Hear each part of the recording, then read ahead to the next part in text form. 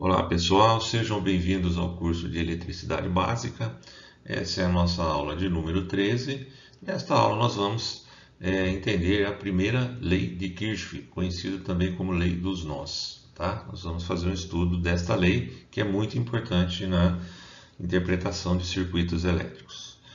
Antes de começar a aula, vou pedir para que vocês se inscrevam no canal Ponto da Elétrica, ative as notificações, né?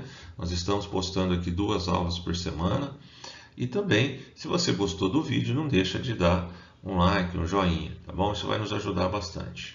Bom, o que nós vamos estar vendo nessa aula? Nós vamos estar vendo o conceito, né, da lei de Kirchhoff, o enunciado dela. A gente vai estar aprendendo a fazer cálculo das correntes parciais, que são as correntes que passam pelas cargas. E também vamos aprender a fazer o cálculo da corrente total em circuito paralelo. Tá? Então, essa lei vocês vão ver que ela se aplica a circuito paralelo. Ok? Bom, primeiro vamos conhecer o enunciado da primeira lei de Kirchhoff. Tá?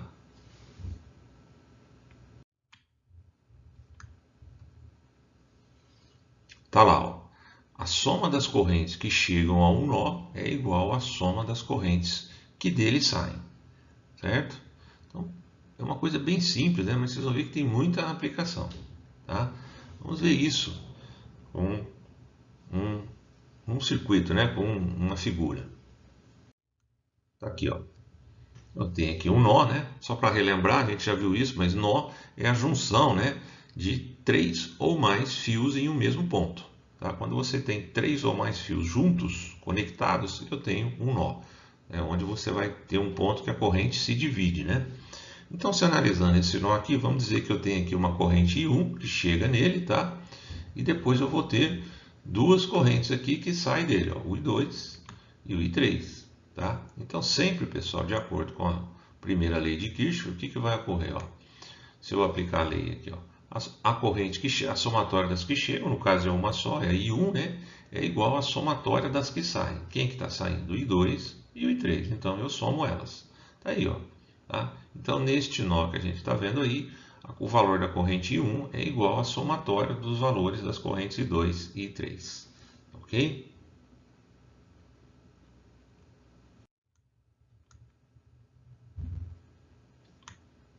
Vamos aplicar aqui num circuitinho, né? Eu tenho aqui um circuito paralelo com 3 resistores. Aqui poderia ser outro tipo de carga, tá? Poderia ser lâmpada, poderia ser um motor. A aplicação é a mesma, tá?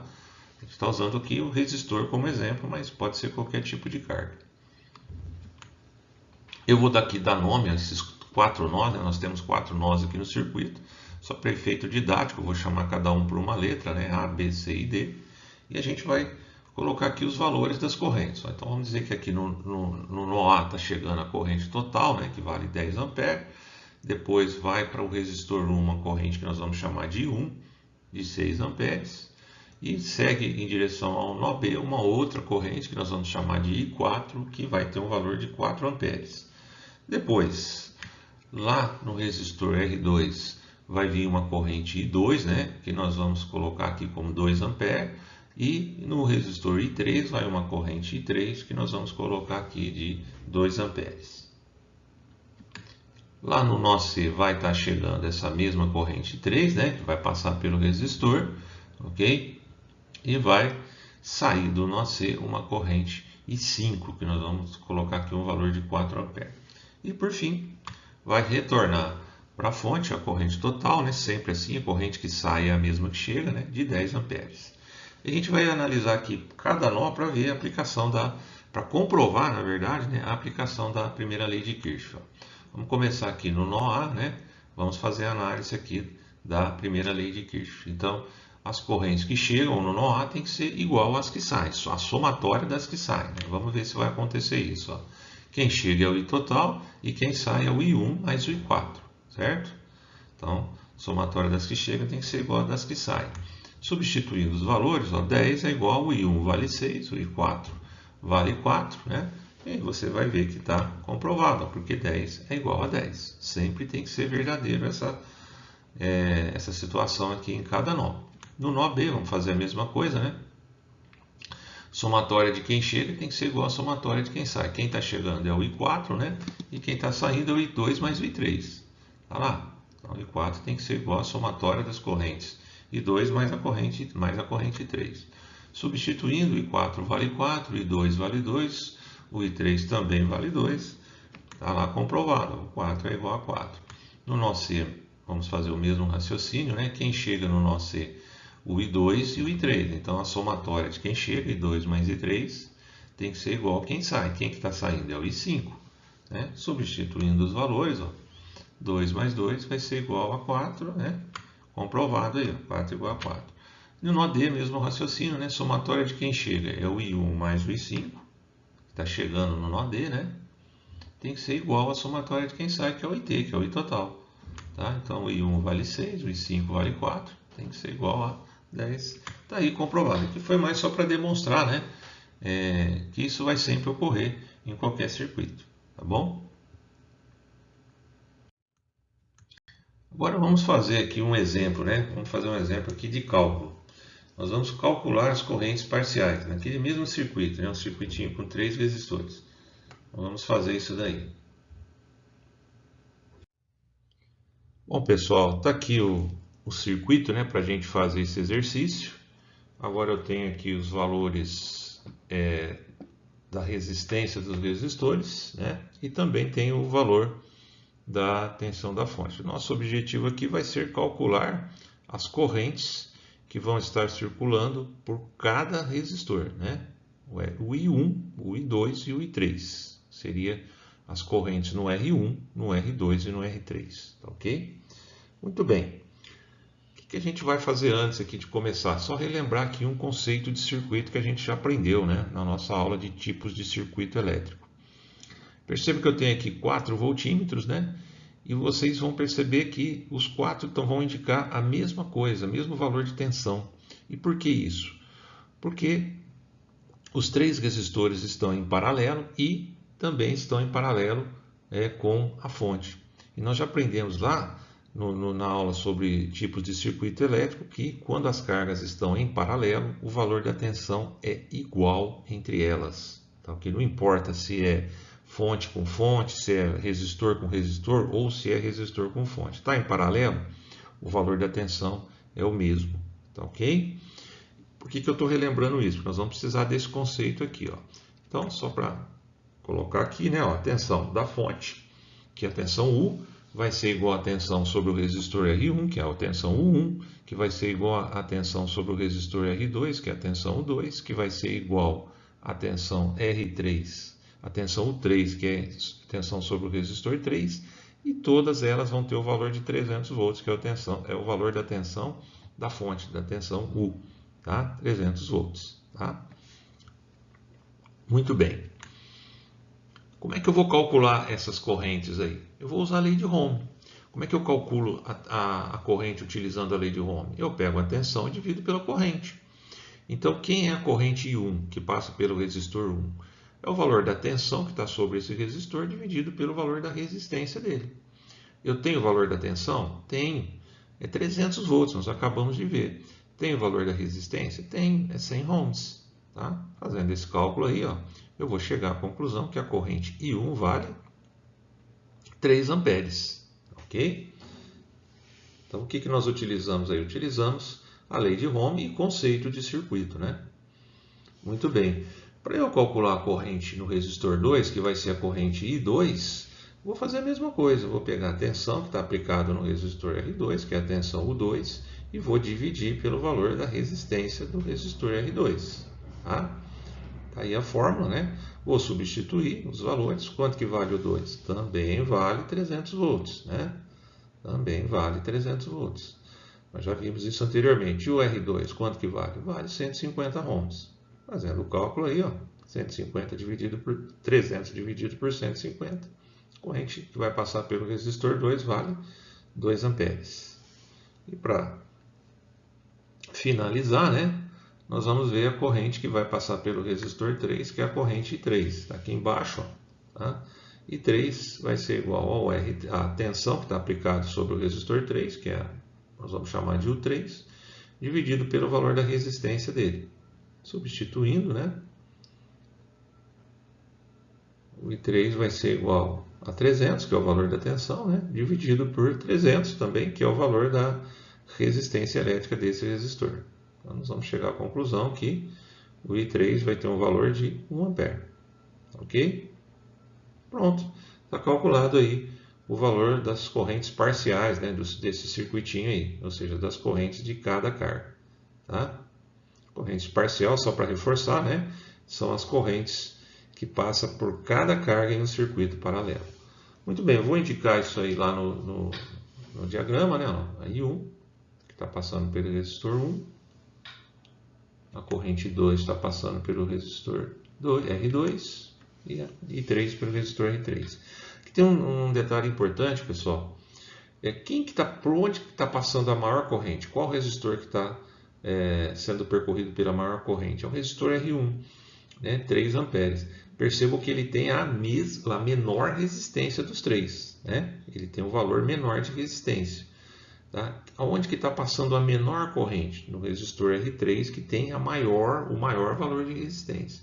Então, no circuito com as cargas em paralelo, quem tem a menor resistência vai circular a maior corrente. Quem tem a maior resistência vai circular a menor corrente. Ok? Por que isso? Porque se você olhar ali na aplicação da lei de Ohm, né, das equações, como a tensão é constante, o que vai fazer mudar o valor da corrente? As resistências, né? Como nós aprendemos lá no estudo da lei de Ohm, a corrente é inversamente proporcional ao valor da resistência. Então, quem tem menor resistência vai ficar com a maior corrente, tá? Então, isso é muito importante para a gente entender também, fazer essa interpretação, ok?